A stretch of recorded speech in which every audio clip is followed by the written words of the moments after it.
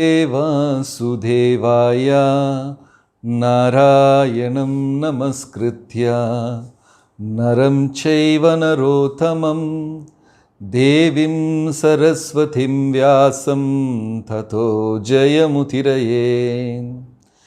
हे कृष्णा करुणा सिंधु दीनबंधु जगत्पते गोपेश गोपिका कांत राधा कांत नमोस्तुते। तप्त कांचन गौरांगी राधे वृंदावनेश्वरी वृषभानुसुते देवी प्रणमामि हरिप्रिये। जय श्री कृष्ण चैतन्य प्रभु नित्यानंद श्री अद्वैत गदाधर श्रीवासदि गौर भक्त वृंदा। हरे कृष्णा कृष्ण कृष्ण हरे हरे हरे राम राम राम हरे हरे। हरे Krishna. My pranams to all the devotees of Balram Desh and Avatari Desh, and many senior Vaishnavas are present here for this online satsanga. My pranams to all and all glories to Srila Prabhupada. So today we are continuing with Brihad Bhagavatamrita. So once again, Brihad Bhagavatamrita is a novel written by Sanatan Goswami, and this book is discussing very deep philosophy of seva and prema, and this book is explained in two parts. One is the journey of Narada, another one is the journey of a imaginary character called Gopakumar. So last time after the session, one devotee asked a question saying that what is the necessity to write novels like this? So this is part of preaching, like Bhaktisiddhanta Saraswati Thakur, Srila Prabhupada, when they preach, they used to say stories. Prabhupada even once quoted Laurel and Hardy, that comic characters. Prabhupada quoted Laurel and Hardy, Prabhupada quoted Tom and Jerry, then Prabhupada quoted Chanakya so many times, and and sometimes they used to quote Panchatantra stories. So to drive a principle, to make an impression, there is nothing wrong in quoting some stories. Krishnadas Kaviraj Goswami has written natakas, dramas. Even Tamal Krishna Maharaja in ISKCON has wrote a natakam, a drama, Jagannatha Priya Natakam he has written. And the Antya Leela of Prabhupada, that is an amazing, moving book. If you get time, please read. It is a drama. The Antya Leela of Srila Prabhupada. What happened in the last 3 days from November 10 to November 14 of 1977 in Krishna Balaram Mandir in Vrindavan. The last 3-4 days of Srila Prabhupada's life, Tamal Krishna Maharaj has narrated into a drama. It's a moving book. It's like devotees will be in tears if they read. It is called The Final Pastimes of Srila Prabhupada, a tiny book with 100 pages. So this is a Vaishnava custom. Even Narada Muni, when he was preaching to Prachina Barhishat Maharaja, he made an imaginary story, the city of 9 gates. He made a Puranjana, then there is a city, the city has 9 gates, then a snake with 5 heads came, all kinds of imaginary characters Narada Muni made. So Acharyas practice this explaining a point through novels and stories. So here Krishnadas Kaviraj Goswami has written story. Among the Goswamis, Raghunath Das Goswami has written a story Mukta Charita, the story of pearl, that gopis planting the pearl and all. So this is a traditional system by which a message is delivered, So in the same, following the same footsteps, Sanatana Goswami also wrote this novel and explaining about seva and prema. So in the last session, we traveled along with Narada and met many wonderful personalities. Now our journey is at the doorstep of Lord Shiva.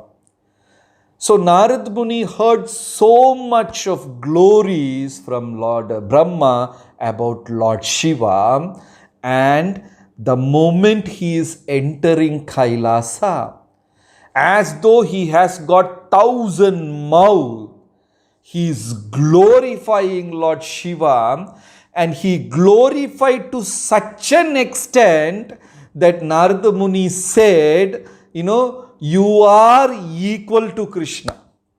He glorified and glorified and glorified, and he went to such an extent saying that you are equal to Lord Krishna. And Lord Shiva sprang from his seat. In Kailasa, there are so many sages and rishis were sitting around Lord Shiva. And Lord Shiva sprang, jumped from his seat and closed Narada Muni's mouth and said, enough, don't say all these things. He closed Narada Muni's mouth. So, it is explained in Nectar of Devotion, when we see a Vaishnava, when we see Guru, when we see Acharyas or Krishna deities, we have to glorify. First thing is we have to glorify them, while paying pranam. That is why what we do is, the moment we enter inside a temple hall, we loudly say the name of the deities and say Jai. Because we are not great poets, we are not great pandits and pure devotees, so that the shlokas will flow out of our mouth or something like that. Since we don't have that qualification, Nectar of Devotion says, when we enter the temple hall, we say, Radha Shyam Sundar ki Jai, Radha Madhav ki Jai. We say the name of the deity and say Jai. That is a tiny version of glorifying the deity. But when Narada Muni and great personalities, when they see, they say chant so many shlokas. It comes from their heart. They pour down shlokas glorifying Lord like this, like that, and they pay pranams. Same thing is applicable to spiritual master also. If we don't know, at least we say pranam mantra and pay namaskara. Nama Om Vishnupadaya Krishna Preshtaya Bhutale Srimate Bhaktivedanta Swami Niti Namine Prabhupada Ki Jai. This is a tradition. This is a principle of bhakti. We have to glorify them. So that is what we are learning practically from Narada Muni. When he went to meet Lord Shiva in Kailas, he was going on and glorifying Lord Shiva so much. He said, you are Atma Rama. There is no other personality in the 14 planetary system who is so much satisfied with the self like you. And you have controlled your senses, you are the Ashutosh, so many things is glorifying. And finally Narada Muni went to the limit of saying that you are almost Krishna. The moment Lord Shiva heard this, he sprang up from his seat and blocked the mouth, closed Narada Muni's mouth and said, don't say all these things, So Sanatana Goswami also writes, devotees pay namaskara to us also, to all the preachers, to all the devotees. Devotees keep coming and trying to bow down in front of you, touch your feet. Sometimes they do all these things, and we know 100% for sure that we are not qualified to receive that pranam, So what we do, we immediately bow down, or we think of Guru and Krishna, and in that way it gets transferred to them. So Bhaktisiddhanta Saraswati Maharaj had this in practice. Anybody comes and bows down in front of him, Bhaktisiddhanta Saraswati Thakur will bow down to him and say, Dasosmi. He will say that, Dasosmi. Any person comes and bows, and it so happened once Nitash, the freedom fighter, Netaji Subhash Chandra Bose's father came to meet Bhaktisiddhanta Saraswati Thakur. Subhash Chandra Bose's father. And they are from a religious family. Netaji's father, Subhash Chandra Bose's father, is kind of a known person to Bhaktisiddhanta Saraswati Thakur, and they have met quite a few times here and there. And he is a kind of religious man. So once he came to meet Bhaktisiddhanta Saraswati Thakur, and Bhaktisiddhanta Saraswati Thakur, told him, stop eating meat. If you want any religious benefit in your life, you have to stop eating meat. And Netaji's father stopped eating meat. And in this way, Netaji Subhash Chandra Bose was also a vegetarian. And he has read Bhagavad Gita and all these things. So when they started this Indian National Army, so Netaji Subhash Chandra Bose had this slogan. He had the slogan, give me blood, I will get you freedom. That was his slogan. He traveled all over North India and collected youngsters, by loudly saying, give me blood, I will get you freedom. And thousands of youngsters joined Netaji's INA force, And somebody told him, Bhaktisiddhanta Saraswati Thakur is attracting youngsters. To your surprise, Bhaktisiddhanta Saraswati Thakur had 50,000 disciples. 50,000 of them. And they used to go Navadvip Mandal Parikrama with 50,000 devotees. That is how his parikrama were. And Bhaktisiddhanta Saraswati Thakur didn't had microphone on that day. So, how he will deliver class to 50,000 people? It is not possible. So they had a very strange method of delivering class. What happens? All his senapatis, the main preachers will sit in the front and listen to the class. And they had swift horses. And people are sitting in groups at the back.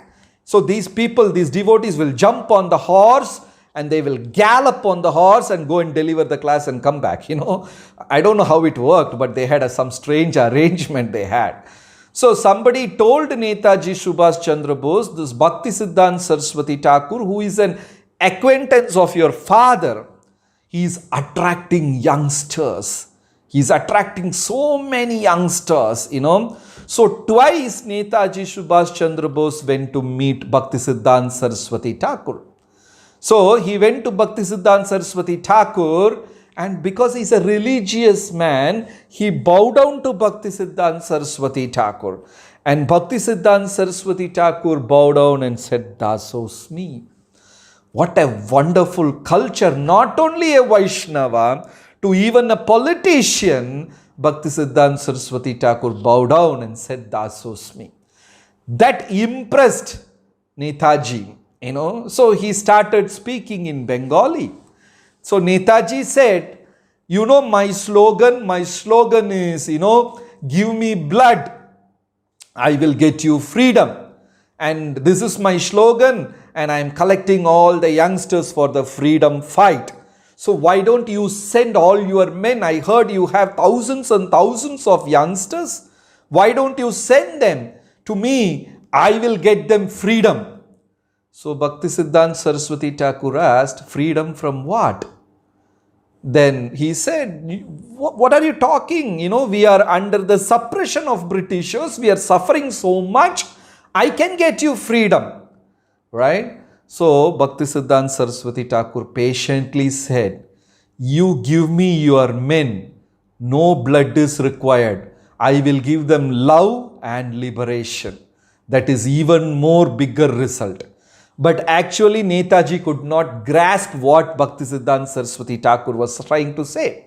So he asked, what does that mean? But it looks like Netaji was a very inquisitive and a genuine personality. He very obediently asked, can you explain what is that?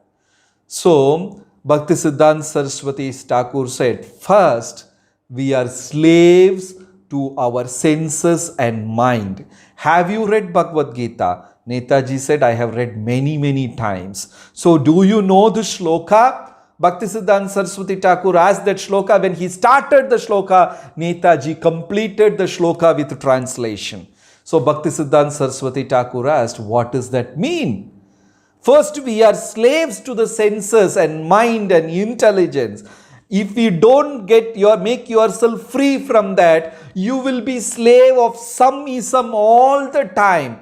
Then Bhaktisiddhanta Saraswati Thakur asked, do you know the shloka? Yam yam vapi smaran bhavam tyajat ante kalevaram. Immediately Netaji said, tam tame vaite kaunteya sada. He completed the shloka. Then Bhaktisiddhanta Saraswati Thakur asked, what is the meaning?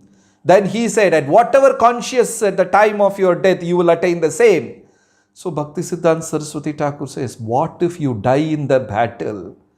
And next janma you take birth in London and you become an Englishman, still you will fight for Indian freedom? That took, Netaji took a step back. He could not answer. And Netaji said to Bhaktisiddhanta, nobody has told me this sentence like this to me ever in this lifetime. I am hearing for the first time like this. So Bhaktisiddhanta Saraswati asked, what to do? But Netaji said, no, now I can't turn back. I have gone a long way, but your message will be in my heart. That was the meeting. That was the thing. So anyway, today I am out of track explaining about all these things. It is not from Brihad Bhagavatamrita. But anyway, Bhaktisiddhanta Saraswati Thakur had this culture of paying pranams to anyone. Very humbly he will say, Dasosmi. So Narada Muni went on glorifying. And even Krishna glorifies Lord Shiva. And in two places in Bhagavatam, Krishna Narayana says, you are the supreme person of the personality of Godhead. Lord himself. And they had, during the time of creation, there were so many multiple departments. And different devatas, devganas were taking responsibility of different departments. And finally, two departments were left over. One is karma, another is bhuta preta pishacha. Lakshmi took money, Ganesha took obstacles, Skanda, Subramanya took army, Ashwini Kumaras took medicine, Varuna took water, everybody took different department. Only two departments were left over. One is karma. Nobody want to touch that department, it is because it's very heavy. And the second is, who will control all the bhuta, preta, pishaja, scorpions, reptiles, poison? Very difficult to handle them. It's not easy. All of them, they don't know what is mean by obedience. You tell them come this side, they will go in a different direction. One is short, another is tall, one has a third eye on the forehead, one has a third arm in the belly, one drinks blood, all bhutaganas. And completely they are in tamas. It is very difficult to make them understand. Then Krishna, Narayana asked, Shiva, can you take up? Whatever you say, my Lord. Then